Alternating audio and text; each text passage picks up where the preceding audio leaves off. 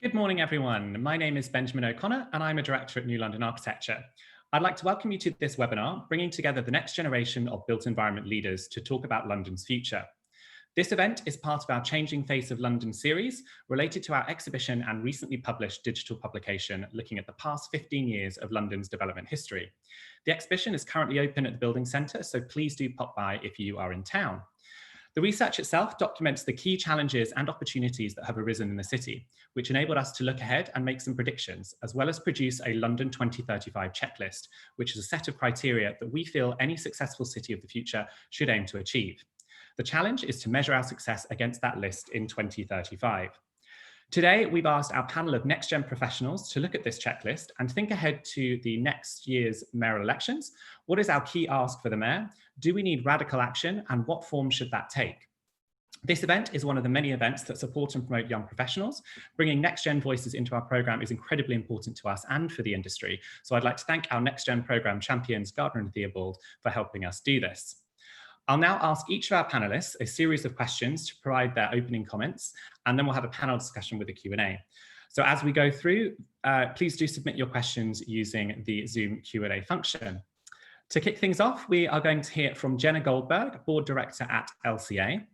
Jenna, what do you think are the key lessons London has learnt over the past 15 years, and how should this inform how we plan for our future, also taking into account the dramatic changes this year has brought about? Thanks, Benjamin. Just a small, simple, easy question to kick off with. I got the speaker brief through and was reading the 400+ page report, which you should all read. It's excellent, and there are lots of pictures, but wondering how on earth I was to summarise in just a few minutes. So I've done my best. And actually, when I was asked to do this, I sort of a touch of imposter syndrome kicked in, and I thought, oh, I'm not sure I'm qualified to talk about this. And then I had the kind of stark realization that actually I've worked in London and specialised in London and the politics and planning and change of London for pretty much 13 of those 15 years. So that's slightly scary and slightly belies my age. And it's been a blur. But I think I'll take a macro view first, and I'm really excited to get into the discussion. London over the last 15 years, kind of what are the themes that we can draw out? Well, it's increasingly a left-leaning city. Our sort of the politics of London, we have most of our boroughs are run by Labour administrations now. That certainly wasn't the case 15 years ago. It was much bluer 15 years ago. But I also think that tells a story not just of the politics of the place, but the demographics, and also the sort of aspirations, if you like. If you can be Conservative with a small c, perhaps you could be Labour with a small l, which is there's something about a kind of progressive and liberal kind of approach there. And I also think what's interesting is, from those 15 years, 8 of them, we did have, obviously, a Tory mayor in Boris Johnson, but he wasn't really the Boris Johnson that is now our Prime Minister. And he wasn't the sort of populist Boris that we have now. He was a kind of social liberal in many ways. And I think that's just quite sort of interesting to remember in that sweep of time. Also in the last 15 years, I think we've proven that we're a city that can really think and deliver big, and that comes through, really beautifully in the Changing Face of London report.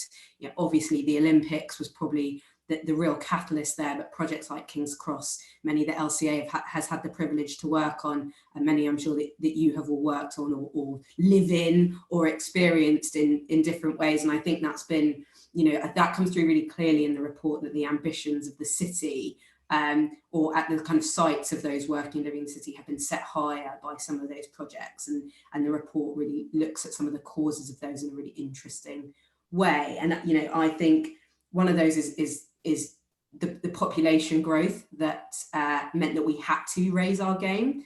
And you can obviously explore the reasons for that population growth. One really interesting thing as we think about the future is there's a huge amount, and actually there was a GLA report, I think just this week about it, but there's much more uncertainty now about what London's population looks like over the next 5 or 10 years than there was 5 or 10 years ago. 5 or 10 years ago, let's say 10, there was a huge amount of optimism in actually London's growth curve is like this. We're a growing city. We need Crossrail. We need Crossrail 2. We need High Speed 2. There's a huge amount of prosperity to be kind of harnessed here. Now, we'll talk about this, I'm sure. there's a lot more anxiety about what the future might hold, and how difficult it is to plan when you're not sure what the future holds. I think that growth and the last 15 years has also been buoyed by a real sense of globalism or globalization. London is, after all, a global city, and I think when we talk about ourselves, we sort of talk about ourselves on a global or a world stage rather than thinking of ourselves as a UK city. And that's a really interesting, quite nuanced part of our identity as a place, and again has been a real theme over the last 15 years, but is at a really tricky place. Obviously this year, in March, globalization took a punch in the gut and our worlds all became a lot smaller. They became the four walls in which we spend most of our time. And I think that there are reasons there why it's perhaps hit London hardest, is because we are very much used to being a global place, and that all the things that entails, whether that's attracting talent, businesses, again, growth, or just simply our kind of aspirations and the way we comport ourselves day to day as a place on the world stage. But then with globalization comes a lot of complexity and, of course, security threats. We've proven ourselves as a very resilient place, but also a place that has to be aware that, we have been subject to terror attacks. We have faced these sort of existential threats. We've come through them each time, but that does colour our sense of place and the sense of how we design our built environment, of course. And then there's Grenfell, and I just don't think we can talk about the last 15 years and talk about London in these, glowingly brilliant and optimistic terms without just remembering that actually Grenfell and all the things that Grenfell reminds us of, which is the deep sense of inequality that still exists here, particularly in housing, which I think we should probably discuss, have not been solved, despite all the fantastic things that have been delivered here.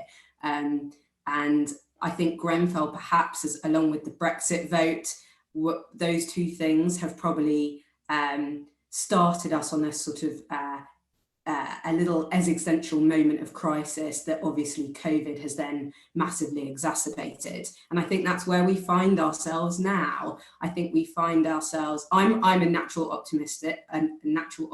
I love this city. I've always lived in this city. I do genuinely think it's the best place in the universe.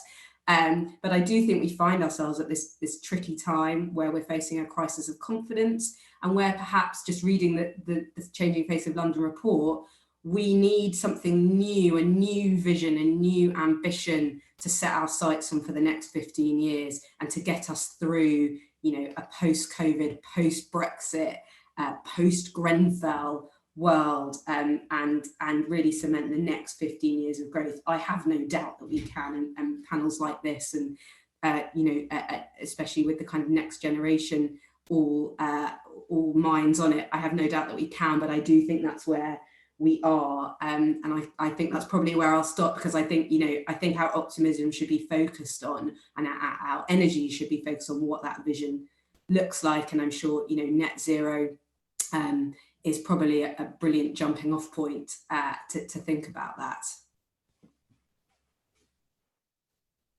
Oh, you're on mute, Benjamin. Still happens to me 120 events later. Thank you. Our next speaker is Nancy Algarve, who's an Associate Director at Gardner & Theobald. Nancy, you sit on our Next Gen Sounding Board. Please could you tell us a bit about the work the Sounding Board's been doing in looking ahead at London's future? What do the board feel the new mayor should prioritise from the London 2035 checklist? Thanks, Benjamin. Just to say some very thoughtful points there from Jenna. I'm like, oh, my mind's whirring about how to answer all of those during a short period of time, really. But as Ben's noted, I'm part of the project management team within Gardner & Theobald, who proudly support the Next Gen Sounding Board as part of our Next Gen partnership. And over the last sort of few months since May, the Sounding Board has been made up of a group of individuals that have been meeting regularly from across the industry to get together and share ideas, to explore a series of topics focusing on the future of the city and the built environment, and to understand how we can positively change based on some of the things that have come out of the pandemic, but also some of the historic things that have been previously issues or potentially blockades in the built environment. A number of topics have included how we make the return to work possible, what do we see as the new urbanism, and also things on how we can potentially look at building back better for the cities, being more conscious of our use of public space and providing positive, enabling and also sort of human scale to spaces that potentially weren't accessible to people before, and how they integrate with buildings. And as Ben noted at the beginning, we've been recently looking at the 15 years that the board has been looking at in the Changing Face of London research study and the 2035 checklist. And whilst each of the 15 items are independently important, they're also really quite interlinked. But, you know, resounding opinion, and I'm sure everyone on this panel will also agree, that zero carbon was deemed to be the biggest issue to prioritise, which, whilst it's already super high on our agenda, there's been quite a lot of guidance and some new publications that have been out recently that help us look at what we need to achieve and what we should be looking at within each of our different relevant sectors on how we can make sure that those points are prioritised and we do meet the targets. Alongside that, the group are also looking at how the zero carbon also integrates into a healthy city that's responsive and smart and provides people with new and existing environments that are able to adapt, but also benefit us from office space to healthcare spaces to homes to public spaces, and also making them fun at the same time. Ultimately, the kind of one of the key things that we've all said is, how can we keep everyone smiling? And I appreciate that's probably a very big task. I'm sure none of us have the, you know, one thing to solve it, but the, you know, design, the environment, the city, and as Jenna said, London, when it's at its best, is amazing and fun. And how can we invigorate it and make sure that we're bringing all of those key elements back to the heart of it, whilst also taking into account a number of things that have come to the fore in the pandemic, you know, things that were potentially already moving forward, but actually have been somehow increasingly sped up during that period. You know, we were all probably doing video calls to some degree before this, but now actually everyone's understood the capability of it and the impact that that's had of people potentially not traveling to work, then the impact that's had on pollution, how people utilize spaces, and it's actually given people some time to reflect and understand on what they need those spaces for and how they can use the city to its best. So there's been lots of excellent discussions. I wish I could summarize all of them in, you know, 4 minutes a lot more concisely, but hopefully we'll have some more chat further on. That was very concise. These are huge issues we're dealing with, guys. So thank you for trying to cram everything into 4 minutes. We will have lots of time for discussion later. For those of you who have just joined us, please do post any questions you have in the Zoom Q&A function below. We now have Joseph Ward, who's a principal consultant at AECOM. Joseph, can you tell us about the London Manifesto you're currently building? What does What does this propose for the future of London, and how has it been rethought in response to the pandemic? Thanks, Ben. Sure. So thanks first of all for inviting me here today to be part of your panel and just to speak to you all about the London Manifesto that we're producing. So yeah, I'm a principal planner on our town planning team at AECOM. And just to start, I just thought I'd say back in 2015, we produced our original London Manifesto. And that set out a series of challenges that London was facing and 10 big ideas that would allow us to start meeting those challenges. And those kind of big ideas involved and focused around reimagining London's town centers and the densification of our suburban neighborhoods, but also kind of more large scale issues such as promoting a network of cities across the Southeast and ensuring the right transport investments were in place. And at the center of that was really a call for government, local authorities, communities, and infrastructure providers to reconsider the scale and ambition of London. So our view was that there's a need to think of London in the Southeast as the London city region. So where there's an opportunity to kind of coordinate planning and growth at a more city region scale. And then what we've seen is over the past 5 years, that debate has kind of moved forward. And that's not to say what we produced a few years ago is not relevant today, but it's to recognize that there's a need to kind of reflect and add to that conversation. So what we've done is we've brought together colleagues from across our business to start developing 10 big ideas, but looking towards 2070. And so what we've done is we've tried to structure that updated manifesto, so to speak, to focus on a number of kind of key issues facing the city region. So the first was kind of start reflecting on the increased urgency in addressing climate change, with many local authorities declaring climate emergencies in recent years. You also have the UK setting out an ambition to be carbon zero. So we started reflecting on those conversations and set out a number of big ideas that I've looked at energy, water, but also our green and blue infrastructure network. But specifically, one of the big ideas was to start looking at how we use our land. So the way we use land is obviously quite highly contested, and that will only be further heightened as the city region continues to grow. It might not grow as quick as we thought, but it's still going to be growing. And our manifesto starts to kind of look to reflect on that and how to strike a better balance between that natural environment and the built environment. So we've been looking at, for example, the role of the Greenbelt. Parts of it are currently quite low intensity semi-agricultural land, and that's not really maximizing its full potential. It's close to both producers and consumers. But then equally, we've also started to, we've reflected on the fact there's a need to repurpose inefficient green space, so into more high value assets. And one approach may be through rewilding of inefficient agricultural land. And that offers a lot of opportunities towards improving climate regulation and soil, water quality, flood management, and it can create new recreation space. And then what we've also done is the manifesto has also looked to kind of address the impacts of COVID-19 on the London City region. So, which in our view has kind of accelerated a lot of the changes that were probably going to occur, but would have taken decades to happen. And that's particularly true considering the way we work. So working from home in all likelihood will be a feature of our lives going forward, maybe not to the same extent it is now, but and that's going to affect how we design our homes and how we design our workspaces, but it's also going to impact how we use infrastructure that connects us. So many of us will obviously also continue to rely on those existing networks and infrastructure to move around. So we need to start kind of looking at new ways to ensure that our infrastructure is more flexible and resilient to meet those changing demands. So what our manifesto has also done is to look to explore how infrastructure will need to evolve to reflect those changes. So one of the big ideas was to focus on the application of mobility as a service within the city region. So it's a concept that's been looked at around the world, but it's to see that transport become more demand-based rather than based on your AM and your PM peaks. And that would see users combining multiple modes to get to a final destination, and it's all booked through a singular digital platform. And then just lastly to say, we think that also COVID probably has accelerated the opportunity to create a more polycentric city region. And this is a theme that we've kind of taken from our first manifesto, and I think it's very relevant still. And we've seen in the last 8 months a real shift away from our hub and spoke model that's kind of traditionally defined London in many ways. And our manifesto reflects on that. And we've started to develop a number of big ideas that look at kind of future economic clustering and housing delivery, but just also how our town centers are going to need to evolve over the next few decades. And obviously that offers a lot of opportunity in reality, and for many centers across the city region that have been struggling in particular. So the manifesto kind of starts to explore those potential changes that could occur to increase vibrancy in our town centers and see them no longer as just places of maybe retail uses, but that they can reemerge more as civic centers and kind of act as local transit hubs, but also providing space for people to connect with work and colleagues and friends. And yeah, so, but in order to kind of capitalize on those opportunities, we also need to, in order to capitalize on those opportunities, we need to kind of make a more concerted effort in investing in those town centers and reinforcing those places. So that's something we've tried to focus on as well, where we can try to like enhance physical connectivity, but also that digital connectivity and focusing on first mile and last mile.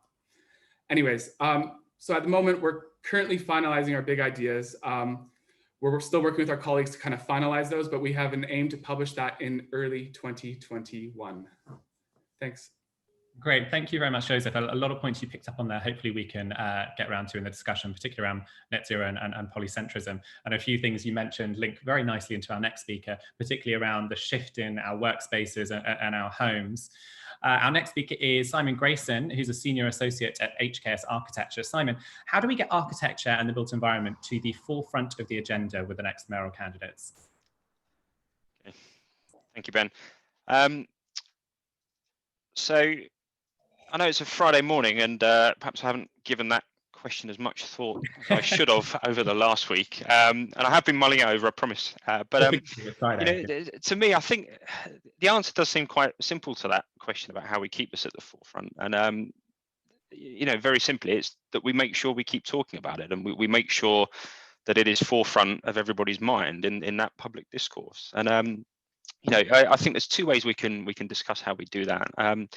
Firstly, as professionals, and in the roles that we take in our work life, we have a duty almost to make sure that we are advocating for these issues. So where we do have professional bodies, we should be making sure they're lobbying on these issues. They're involved in consultation. So we've seen the recent consultation on planning reform, and it's crucial that our professions and our bodies are part of that ongoing discussion.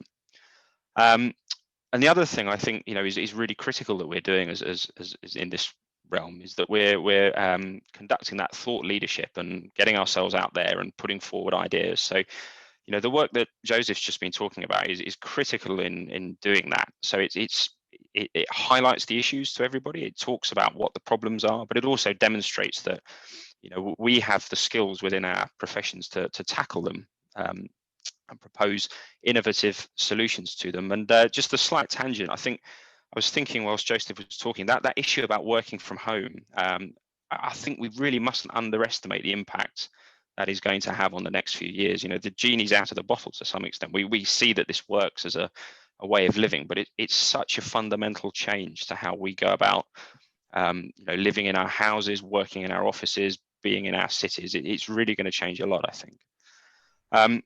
But as I said, that thought leadership is crucial in educating on issues and demonstrating how we can start to solve some of these problems. And I think as well, it's really critical we do events like these. So this is a great opportunity for us to throw around ideas and discuss and raise awareness amongst ourselves, and we can take that message and the ideas that we get from sessions like these and then use that to influence and inform and spread out that discussion with other decision makers and clients, so civil servants or London authorities. But there's a catch to all of that, I think, and that's that we all know about the importance of good design in the urban realm and good architecture and the importance of the built environment. We know these issues are something we need to address already. We know we need to be maximising energy efficiency, minimising car use, working to try and deliver sustainable and mixed communities. And whilst we know about that, I suppose, it is working to an extent. We're driving a conversation that's leading to, things like we see the London plan cranking up the requirements each time that's revised. I was on a call, there's a framework launch from TfL, and, bodies like TfL and the other London boroughs, they all have a real wealth of good design standards and guides that we can be looking at and using and promoting to say, look, this is how London is doing it, and this is how we can tackle some of these issues. And you might not agree that some of these things are ambitious enough. You might not agree they're highlighting or putting enough emphasis on the right problems, but they're out there and they're doing, I think, a great job of making sure that we're elevating the discussion and the design and delivery of the buildings that we're producing over and above what we would otherwise need to do with backstops such as the building regulations. So it's creating a London, I think, all of this discussion amongst our profession is working to get that issue to the forefront of the agenda and creating a London that's really could be, if we do it right, a showcase to the rest of the world. But as I said, as the professionals, we know about these issues. So I think the other half of the equation is really to get everybody else talking about this. And I think it's if we're going to keep good design, good architecture, good urban realm planning at the forefront of any mayoral agenda, as the question asked, we need to encourage and facilitate and grow the knowledge, the ability to have informed conversations, and the opportunity to do that within the groups that these issues affect the most, and that's London's communities, quite obviously. And that does include us, but it's also our neighbours, our friends who might not have that ability to hold that conversation in the way we might, or might not have the opportunity to hold that conversation. So, if we can get them involved, I think there's really nothing like the pressure of the electorate to get these issues to the forefront of someone like the Mayor's mind. And again, in respect to London, we've already got some real advantages in this. We've got bodies and charities that are really doing some pretty outstanding work in facilitating this discussion. So I've had the pleasure to work with the likes of the Stephen Lawrence Trust, Open City, and New London Architecture today to do this. And I think if we can get that level of discussion going within London's public, we can continue it within our profession. But if we can get London's public talking about it, and we can crucially provide them with the knowledge and the tools to have that sort of effective dialogue, and perhaps not just listen to critics who might shout the loudest, but really think about what's being said and proposed, then we can work together to keep these issues, this good design, this good urban planning at the forefront of any agenda. And just a last thought to end on that, I don't think as professionals we always get the answers right. We might think through all of this research that we're blazing a trail and coming up with solutions to problems that are really the right way to go. But London's a prime example of how we can get that wrong, particularly around issues with housing and regeneration. So, if we encourage this dialogue and this conversation, we keep these things at the forefront. But the flip side to that is it also, if we make sure that engagement is with the public, we can start to really understand what the issues are that are most important to them. And then we can start to make sure that's forefront of our agenda as well. Okay. Great, thank you very much, Simon. So our final speaker is Alexia Laird, Sustainable Design Executive at Landsec. Alexia, we've heard quite a lot about net zero, and I'm going to focus on that for your question. How might we plan a green recovery from the pandemic, and what role should the new mayor play in realising this agenda? What radical action do you feel is needed in order to realise our zero carbon emissions? Thanks, Ben. And I think also to say it was great to hear from Nancy that zero carbon was deemed to be the first priority from the work that she's been involved in. So we're starting to see this big momentum towards this, which is great for someone being in the sustainability field for a number of years now. But I think in terms of the green recovery, I'd probably start by just removing the word green, because for me, any recovery just needs to be aligned with the steps required to meet the Paris Agreement. And that needs to filter through, all industries and sectors. And I think the key here for me is really to have a recovery based in science, because a return to normal, in my mind, would be, a monumental failure of imagination, as we'd be knowingly locking ourselves into just another cycle of underperformance and inequality. And I think perhaps the only semi-positive thing of having such a terrible building stock, and I mean, I say this in jest, but is the fact that it presents such a huge opportunity for improvement and also for employment due to the sheer scale of the action required.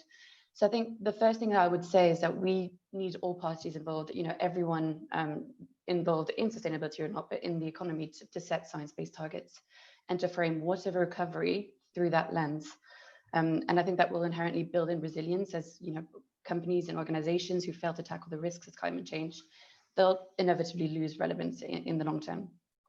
And I think the second point to that is really to have a clear roadmap as to how we'll be achieving this. Because, we've seen the publication of the government's 10-point plan, which is welcome, but we need that next level of detail as to what does that actually mean, how are we actually going to deliver on each pillar. And similarly, we've seen a lot of net zero claims and targets from a wide breadth of organizations, which again is hugely commendable, but we often lack the detail as to how we will achieve it, how the boundaries have been set, how comparable are they to one another. And I think that's something that we really need to work towards as a society in setting targets which are based in science and which follow a similar methodology to make sure that we're really staying on our roadmap and having these regular check-ins to make sure that we're on progress to achieve what we've laid out to achieve. And I think that kind of comes in with a transparency piece, whereas everything needs to be transparent so that we're able to keep each other accountable for our actions. And I think, in terms of what the mayor's role is in this, I think there's no shying away from he or she will play an absolutely instrumental role in the agenda. They need to spearhead the movement and lead by example. And I think the first thing would be to bring forward the target from 2050 to 2030. That seems to me like an obvious place to start, because it's something that we need to be pushing further. And I think we need to be using the planning system to push the agenda, which the draft London plan has started doing. And I think there's a number of good things to come out of it. You look at the circular economy statement, spurring a lot of great conversations in design meetings, as well as the be seen step with the energy hierarchy. But again, we need to go further. We need to be setting targets against those, minimum targets against those. We really need to be taking that step further and moving on with that. And I think further than that, I think I would expect that the mayor to lead by example. And I'll use the example of it in France, although at a national level, the government set or passed a law that requires all new public buildings to be made of 50% timber or other natural materials.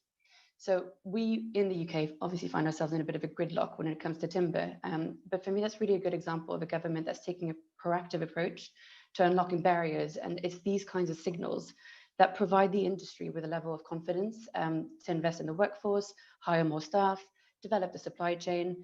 And I would really expect the mayor to be making these kinds of market signals as well. And I suppose another example on that point is Australian states, both state governments, but also federal government, who have made a commitment to only occupy offices with a minimum operational energy rating based on the neighbours methodology. And given that in Australia, 40% of office space is leased to government entities, that has acted as a huge incentive to bring up the energy efficiency of the building stock, but also future buildings. And it's that market signal. It's setting those requirements and really pushing the industry by requiring the sector to develop quicker in a way. And so, yeah, these are just a couple of examples. I think London has been for a number of years at the fore of a lot of the climate change movement, but we just cannot get complacent now. You know, we need policies and regulations to push the industry forward. Otherwise, we'll just simply run out of time. And I think, again, it's conversations like these which are great because it keeps us on our toes. And I think it gets us to talk about what the problems are. And although, you know, again, we're hearing a lot about net zero carbon, about sustainability, but it's only by talking about it and really discussing what it means and how we're going to achieve it that we're actually going to get there. So I look forward to the discussion to try and tease some of these issues out. Thank you very much, Alexia. It's good that you pointed out the Australia piece. So we're going to come back to have a think about other cities and maybe what we can learn from those. What I want to do to kick off the panel discussion, well, first of all, for the audience, please do ask any questions you have of our panelists, pop them in the Q&A function down on Zoom. But I'm going to kick off our panel discussion, just keeping with this issue of net zero. It's obviously something that our Next Gen Sounding Board picked up on, and I think each of you have expressed being one of the, if not the key thing over the next certainly 10 years that we need to be focusing on.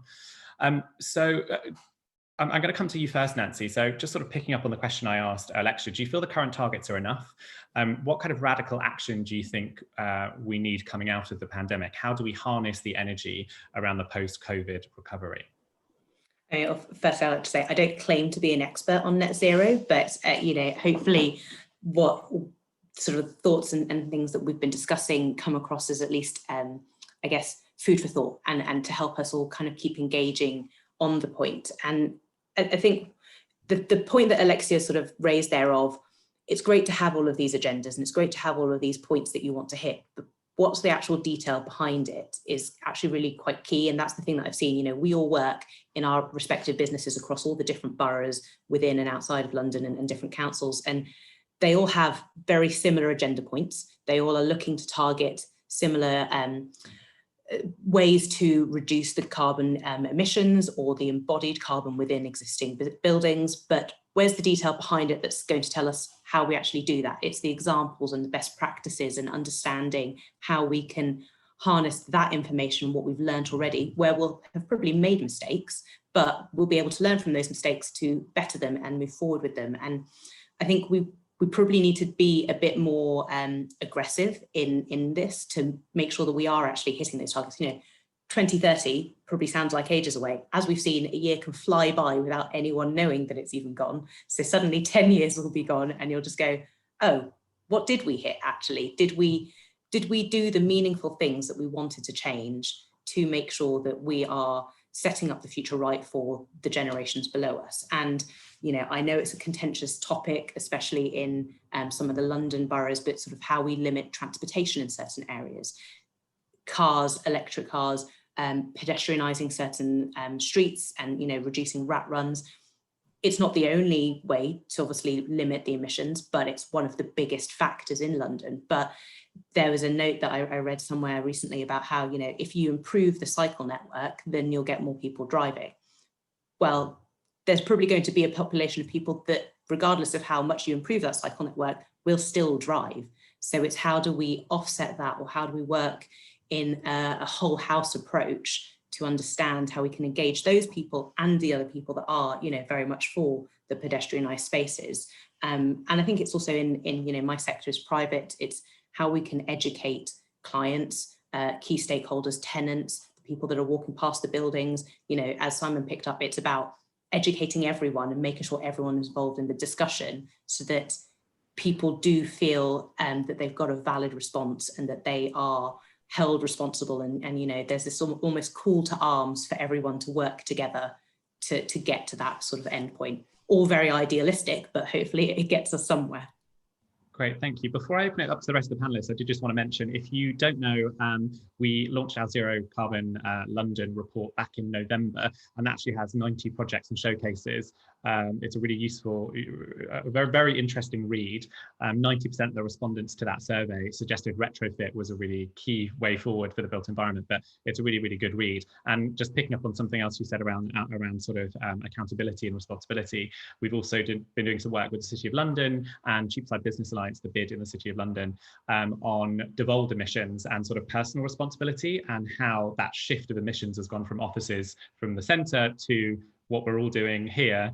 Somebody made a really good analogy. It's that instead of one kettle going off, you've got 500 kettles going off, which is a thing that maybe doesn't come to the forefront when you think about devolved emissions. So actually, Joseph, you brought up some really interesting points as part of your manifesto. Maybe can you elaborate a bit more and speak to that question around how we utilise that energy coming out of COVID to make sure the recovery is green? Yeah. So what I was thinking especially what Alexia was saying, is that I think COVID-19 recovery, just no matter what, however it looks, it just has to be linked to climate change.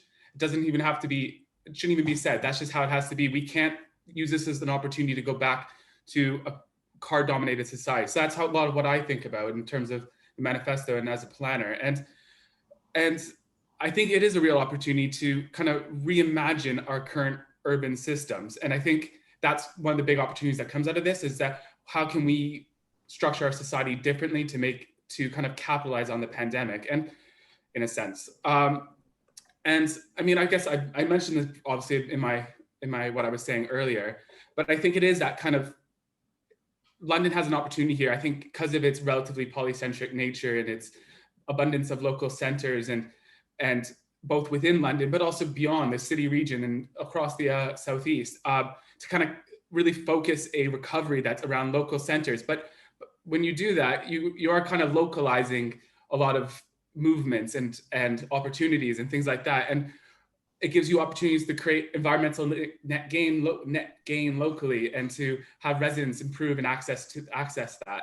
You also have opportunities to look at your infrastructure network. And if we're not going to move to a car-dominated society, how can we make a lot of these places in the wider region and just the outer London, they are far too car-dominated.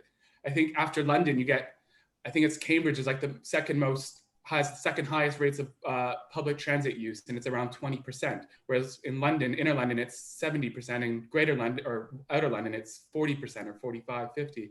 So it's a huge drop off. And I think the pandemic kind of is offering an opportunity for us to actually really rethink about these, that I don't think otherwise we would have. It would have been more slow and incremental changes. So yeah, that's what I think is a big opportunity for this. Great, thank you, Joseph. Jenna, Alexia, Simon, does anyone want to pick up on that comment? I can actually go to an audience question before I move on the subject, but there's a question coming from the audience, which is, do you feel there's enough support for professionals to meet these targets? i.e. is industry education changing at the same rate of the problem we're trying to solve? Something I think, Alexia, you picked up on. Maybe you could say a little bit about that.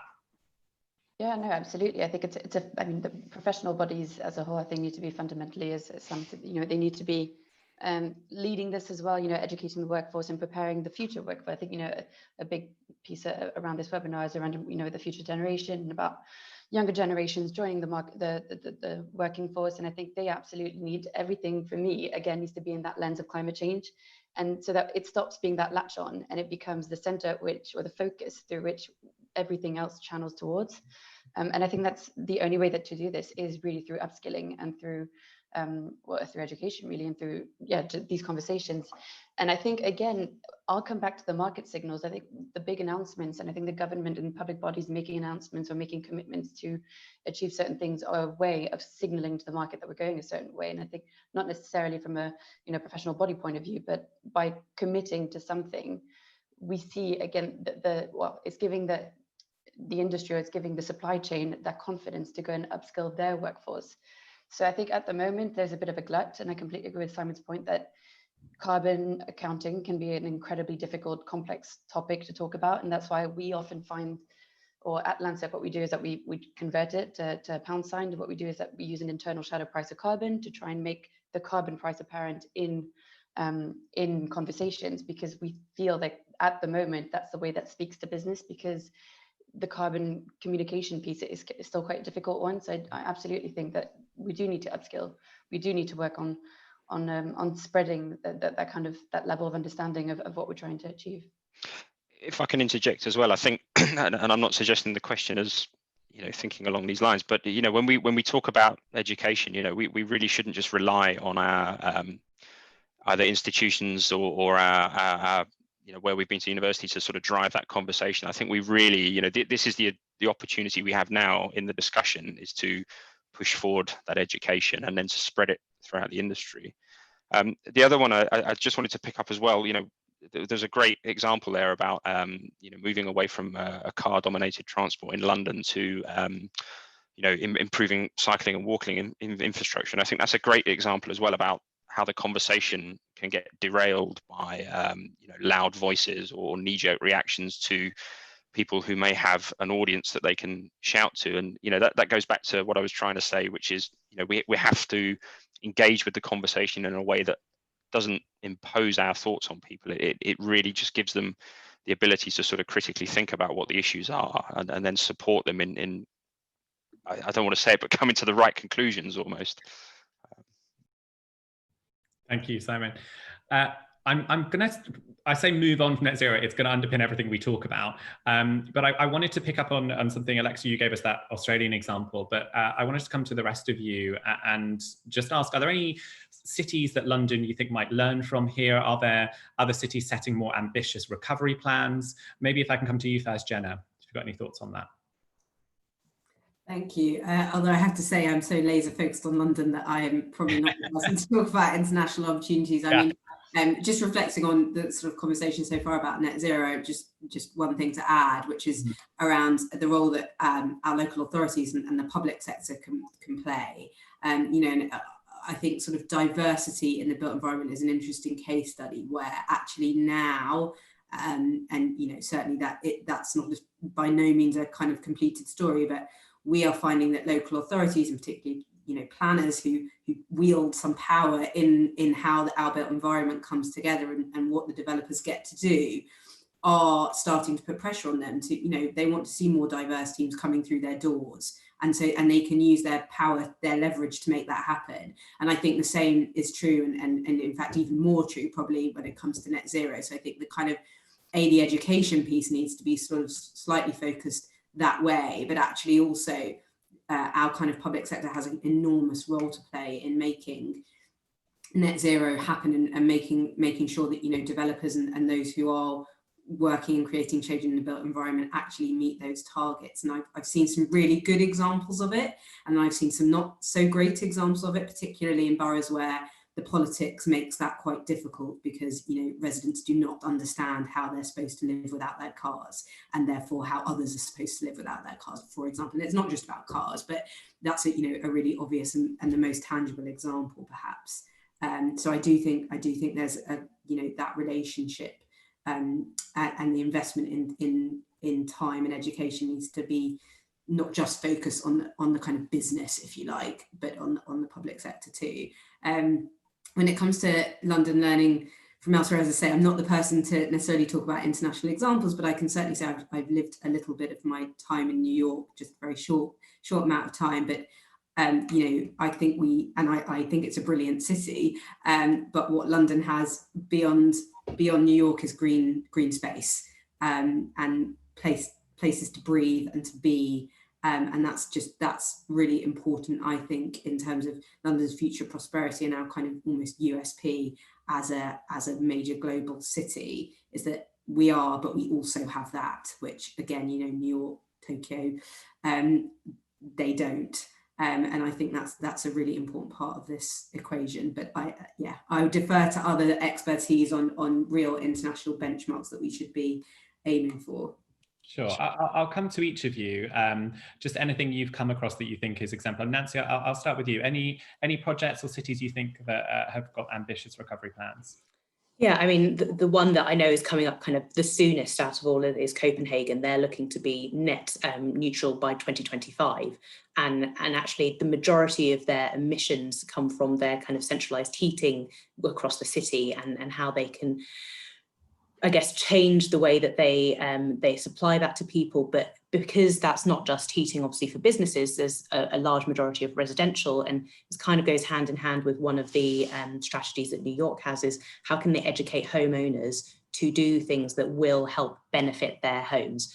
You know, it goes from sort of grants to providing yourself with a much more fuel efficient boiler, or, you know, triple glazing, those kinds of things. And I think it's working with people in a much more holistic way to help them understand how they can impact their city. So it's not just coming from the top levels, and as you know, Simon and Jenna have said, it's not just having the people with the loudest voices that are shouting and saying, well, if we do this, then we'll get to that point. But actually, if I speak to 5 other people that are maybe not as incidental to the strategy, those 5 people will then reach out to another 5 people, and there'll be this learning that gets kind of spread throughout.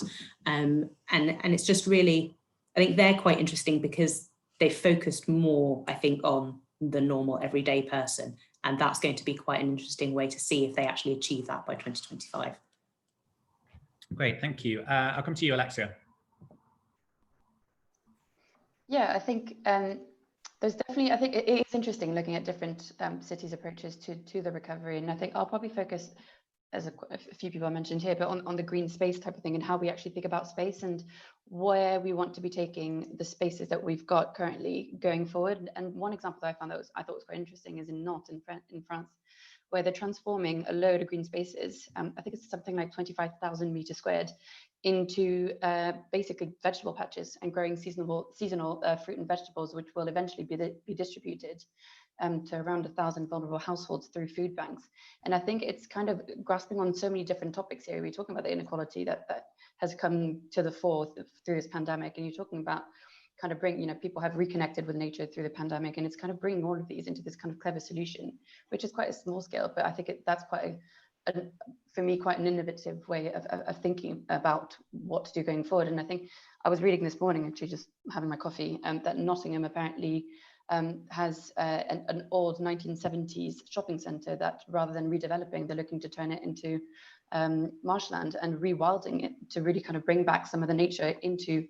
So it's just outside, it's on the way into Nottingham, but it's about rethinking about what kind of spaces and what kind of public realm do we want to have around us. Does it need to be pristine public realm? Does it need to be really, you know, that really nice gated turf that you see in certain areas of London? And I won't name any, but can we not go for the wilder, kind of rougher look, because that has so much more biodiversity value? And I think people will appreciate that. And I think what Nottingham's doing with that example, that shopping centre, is something also that's quite interesting. And again, I think the last example I thought was quite interesting is in Paris, is rethinking again about the types of uses, and for example, opening nightclubs and turning them into gyms, and then extending the opening hours of things like stadia, and really just rethinking about how we use these places and bringing communities in and engendering a more community feel than what potentially we've seen to date with urbanization.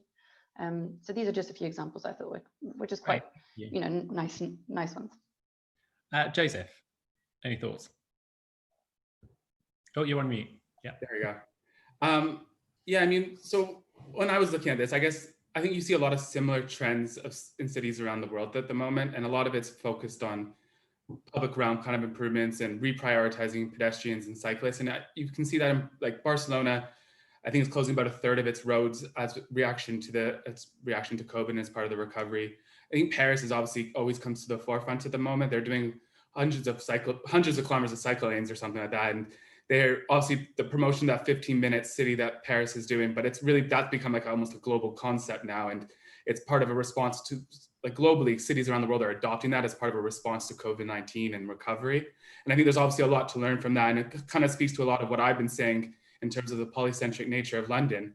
But I guess when I think of this, it's that London needs to be careful that there's no really cookie cutter solutions. And I think, and a lot of those examples are, and I think it's just the nature of it, they're focused on the short term at the moment. And that's inevitable because we need to kind of find a way to kind of come back to normal, so to speak, at least some resemblance of that.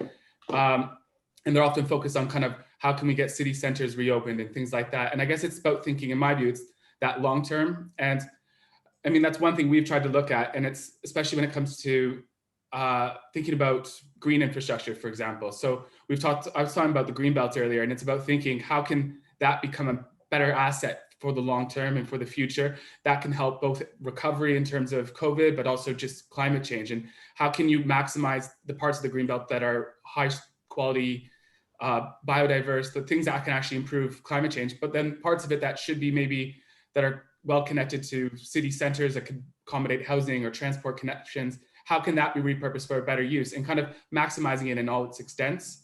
Or also just looking at, and I think it's again what Alexia was just saying, it's London is quite unique because you have such a strong green and blue infrastructure network within the city that kind of crisscross the city. And we need to kind of think, how can we kind of continually enhance those assets? And that's going to be really key, I think, to a recovery, but also just long-term dealing with climate change. Great, thank you, Joseph. I'm going to stick with this issue. I'm going to come to you, Simon, and if you do have any examples of other cities, but I'm going to stick with this sort of polycentric idea. It's something that we have got some research coming up on next year around London's towns. There is this fear that London might hollow out due to everyone working and living in their locality. So how do we protect our urban centres, and what role does the mayor play here in balancing the economy across wider city areas? I'm gonna come to you first, Simon, just on any exemplars you have from other cities, but please feel free to comment on the polycentrism as well. Okay. Well, on the example of cities, I saw a great one in the press the other day, which was I think it's Lisbon, where this was a plan long in the making, but COVID has given them the opportunity to kickstart it, and they're renting, I think, on a 5-year lease, Airbnbs and tourist accommodation, and turning that into affordable housing. And that's the kind of creative response that I think we should be looking for. You're taking an opportunity, or you have a strategy in mind about how you're going to tackle a fundamental issue, the supply of affordable housing, and you're using COVID as the kickstarter to do that. And that's the approach we should be taking, mindful, of course, of the very important point Joseph has just made, that there is no cookie cutter solution. So it's great to look at these examples, but the real secret is in then working out how you can apply them to London. In terms of that hollowing out, was that the other question you wanted me to sort of think about? Yeah, I mean, there's obviously been that is not a problem that is purely just being created by COVID. The decades we've seen, high streets dying and real issues around how towns and cities can hollow out, and COVID to some extent, it has had a massive impact. I think it goes to the point I made earlier as well about the change that's coming out of COVID, to my mind, is that shift in how we work to home working. So that is obviously going to have a huge impact on somewhere like the City of London, or the centre of London, sorry. And I've seen it going into the office in the past few months, where we're sat right behind Oxford Street, and 1 or 2 streets back from that, everything's boarded up and closed and still shut. And this is November we're talking about. I don't know what the answer to it is, other than I think we need to have a really good think about what the opportunities are that arise out of that, to do things like they're doing in Lisbon, where they're using that opportunity to really fundamentally address an issue. So maybe we look at how we can boost the mix of what is in these city centres and in the centre of London to think about starting to address that. Great, thank you. Jenna, I'm going to come to you. Yeah, I think this is a really interesting discussion. And I said earlier that I'm a natural optimist, and this is where it kicks in, because I just don't buy it. I think we'll be back. I think no changes, just some changes, and I really do hope, I think probably like everyone, that we can harness the benefits and the kind of things that we've learned about remote working and flexibility and technology over the last 8 months. But I don't buy that London's going to get hollowed out. I think there's sort of culture and life and leisure that only happens when you have a kind of weight of people and density, and that's what central London is. Now, I'm not saying there'll be no change, of course, but I just don't buy this kind of whole, we're just going to, 15-minute city, we're just going to stay within our local area. That's just, well, I've got friends that live across town, and I've got a favourite restaurant that's going to reopen, hopefully, and that I'm going to go to, and I want to go to the National Gallery again, and I want to go to the theatre. And I don't, that's perhaps slightly controversial, and I've put my neck on the line there saying, I think, vaccine, I'm not saying it won't take time, it will, and but I think we will be back. I do, that's my sort of controversial closing statement, I suppose. I think we'll be back. I think I would certainly, hope that that's the case. And I think it's probably the question maybe was a little bit emotive and talking about hollowing out. I think there is an opportunity obviously around London's towns. I think that we can see in how we can actually use this to develop and give those towns the economic support they need, and maybe a little bit of a shift in focus, but I don't think anyone expects London to just shut down in the centre. So hopefully... Yeah, and I think to be a little bit more constructive, I suppose, one thing that I think we will see, and that we're already seeing, is this sort of impetus on flexibility of space. We've seen it with the kind of changes to use classes, for example.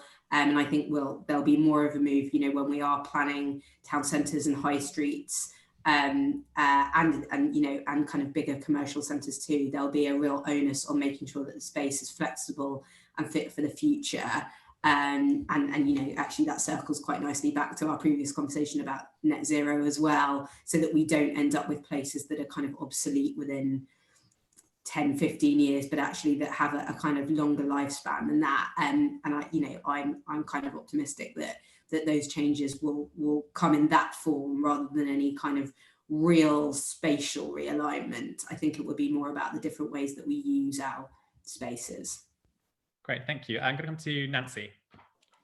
I actually kind of agree with Jenna.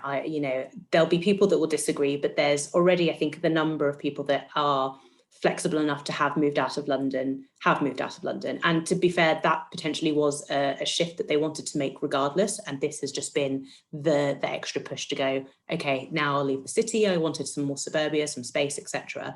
And I think that the key to making sure that it doesn't go too far beyond that line is, as Joseph said, it's investing in those kind of civic centres. I have a circumference of 2 miles, for example. How do I go from my home to the shop, to the restaurant, to see my friends? How do I make that infrastructure work for me within my locale? And I think we'll see that there'll probably be more kind of local revitalization that happens in some of those spaces, and probably within other areas that we weren't expecting it. Actually, during the pandemic, a really lovely bakery on quite a horrible road near me opened up. So suddenly we had that, and we were like, well, that's great. That's a new form of regeneration that probably wouldn't have happened. And with people moving out and businesses potentially looking at how they do decentralize, you also sometimes get this rebalancing of rents, and then suddenly there's other industries and types of people that will move in that balance different kind of sectors that we didn't have before. So you're kind of creating this whole new, equation of people in a city, and the vibrancy that was once completely centered on something might shift a little bit towards another thing. And actually there was a really interesting article by Norman Foster, and he sort of noted that previously pandemics have brought us things that have actually helped us push forward in how we move our cities. So the Great Fire helped bring in fire regulations. The issues with tuberculosis helped people look at bigger windows, daylight, how we could maximize outside space for people. So, appreciate that's trying to look maybe too far on the positive side of this. I appreciate it's a very serious thing that's happened here, but there are other things that we can do to benefit from what's happening to the city. Great, thank you, Nancy. We're almost coming to end. I'm going to come to Alexia and then quickly to Joseph, and then I think we'll have to wrap up. Alexia. I mean, yeah, I think I would again tend to agree. I think what really struck me from reading the report on the last 15 years in London is just the sheer diversity and locality. And I think that's what's so special about London. And I think people inherently will search for that and will travel to go to those different areas. And I think, the center of London will always remain a cultural capital. That's where you find most of those things, and you can't just relocate them. And I think what's really important here is making sure that the travel into those areas is as pleasant as can be. And I think that's where we really need to focus on, is just, the cycle lanes, anything that public transport is allowing that free movement, so that we don't hollow out, and that it's the most pleasant experience for everyone. Great. And then sort of final thought, Joseph. Yeah, just finally, I won't repeat everything, but I think it's unanimous. I fully agree that London isn't going to be hollowing out. I think if anything, the pandemic has showed actually that a lot of secondary town centres, so maybe not your Cas and your Stratford, but the others are the ones who have benefited from this, and some of them have seen spikes and increases in spending and things like that. So, and I think London is unique with all its kind of town centres, and I think none of that's going to go away. And I think even the pandemic has proven that those places have actually just thrived. I think the only other thing to just say is that there is probably a rethink of a little bit of our primary centers and to redefine them a little bit. I think there's a need for more, maybe it's a flexibility in understanding the different roles each center plays. I think the CAS is going to obviously be the most affected by this. And I think we'll all go back to the office a bit more often to some extent, but there will be a more blending of work. At least that's my view. And but so I think the CAS needs to rethink of itself, or Stratford needs to rethink of itself as not just office space, but what can it be more? And I mean, the CAS already emptied out Fridays at 6 p.m. or something. So, I mean, maybe there's opportunities here with more office space for different entrants into the market. So I think there's a lot of opportunities there. I think if anything, it's gonna be focused on just how can we make the CAS more flexible in Stratford and other places like that. Great, thank you, Joseph. Jenna just had to jump off. Thank you to all of our panelists today, and thank you to all of you for joining. It was a really fascinating discussion. We probably could have done another hour. There was a lot to cover there. Some key themes, obviously, around net zero, polycentrism, a lot to think about over the next coming months as we come out of the COVID situation we find ourselves in now. I want to say a huge thank you to Gardner and Theobald, who are champions on our NextGen programme, and also to all of the supporters and champions on the changing face of London research. You can find that on the NLA website, as well as our net zero research as well. So do check those out. And I hope you all have a lovely weekend and hope to see you at the next event. Thank you. Bye-bye.